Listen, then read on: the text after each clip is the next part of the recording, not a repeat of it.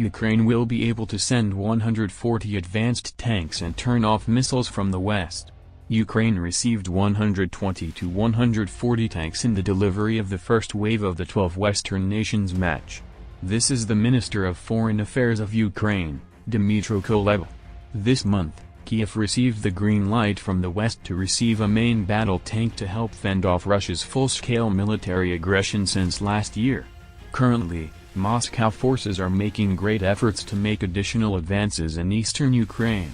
I can note that in the contribution of the first batch, the armed forces of Ukraine will receive between 120 and 140 tanks of the Western model, Kuleba said, as quoted by Reuters, today. He said, his government will continue to try so that there are more countries supplying tanks to Ukraine. We continue to work to expand on these losses, and increase the contribution they have promised, he said. Kiev plans to launch a major counteroffensive to retake Russian-occupied areas in southern and eastern Ukraine. The United States has advised Kiev to hold off on planning an offensive until Western military aid arrives in Ukraine. Meanwhile, Ukraine is also worried that Russia could launch a major attack in the coming weeks or months. The Ukrainian Air Force said its forces would be unable to counter Russian attacks using Iranian-made ballistic missiles.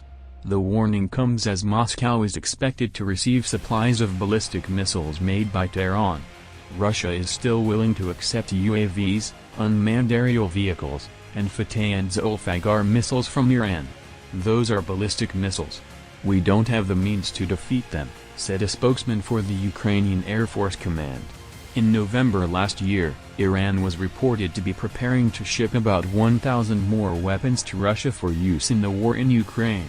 The supply is said to include short-range surface-to-surface ballistic missiles and more combat drones. The information is based on information from a number of officials from one of the Western countries who are closely monitoring Iran's war program. A Reuters report last October, citing 2 Iranian officials and 2 Iranian diplomats, said Tehran had promised to supply the weapons to Russia.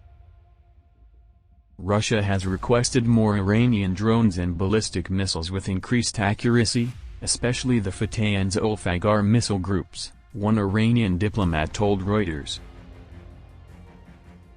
The Iranian government admitted in November last year that it had sent a limited number of drones to Russia a few months before the invasion of Ukraine. Tehran has denied supplying military equipment for Russia to use in the fighting in Ukraine.